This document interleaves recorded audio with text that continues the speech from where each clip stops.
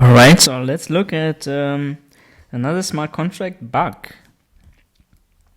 So please read the following example contract and so pause the video for a second and then we can discuss it together. So this is an example contract. It has two state variables, an owner, an address public owner, a string private my secret. This contract has a constructor where the owner is initialized. So this is something that's only performed once at the beginning of the deployment of the contract. And then there are two functions, one that's called setSecret and another function called getSecret. So what have you understood what is wrong in this example? So the underlying misunderstanding, I would say, is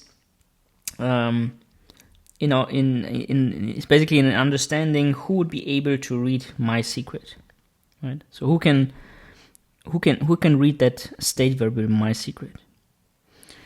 And this is kind of like probably a common mistake for beginners. Like any variable or any data that is actually stored on the current proof of work blockchains like Bitcoin, Ethereum is publicly readable, right? So this is public, and even though it's called private, this only restricts the creation of a getter for that variable, but it does not hide the variable itself, right?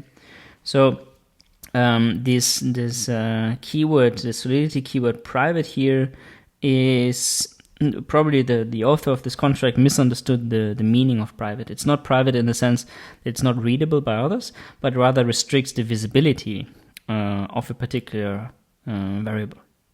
So always keep in mind that everything that you write on the blockchain is public and anyone can read that, even an adversary that might want to hack your smart contract.